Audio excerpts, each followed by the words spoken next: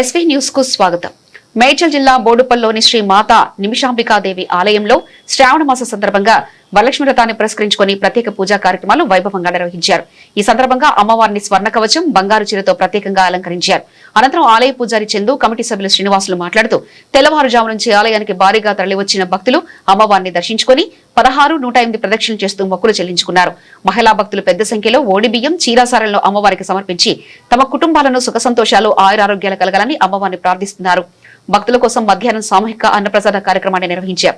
ఇక సాయంత్రం సామూహిక వరలక్ష్మి వ్రతాన్ని అత్యంత వైభవంగా నిర్వహించేందుకు ప్రత్యేక ఏర్పాట్లు చేశారు. వరలక్ష్మి వ్రత సందర్భంగా ఆలయం భక్తులతో కిటకిటలాడగా అమ్మవారి నామస్మరణతో ఆధ్యాత్మిక వాతావరణం నెలకొంది.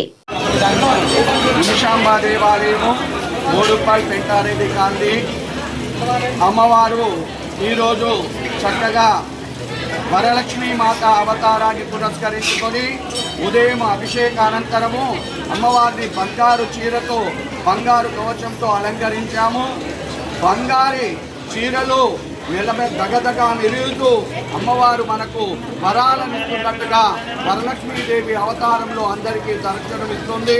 అందరూ కూడా అమ్మవారిని దర్శించుకొని అమ్మవారి యొక్క అనుగ్రహాన్ని పొందండి.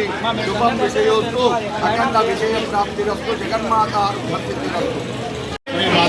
అఖిలాండ కోటి బ్రహ్మాండ నాయకి ఆది పరాశక్తి అమ్మలిగనమ్మ శ్రీ మాతా నిమిషాంబాదేవి ఆలయం బోడుపల్లో శ్రావణ మాసం పురస్కరించుకొని ఈరోజు వరలక్ష్మి వ్రతం శుభ సందర్భంగా విశేషంగా పూజా కార్యక్రమాలు నిర్వహించడం జరుగుతూ ఉంది. అందులో ప్రధానంగా స్వర్ణ కవలాకృత బంగారు చీరతోటి ఈ యొక్క అమ్మవారిని ఈరోజు అలంకరణ చేసుకోవడం జరిగింది.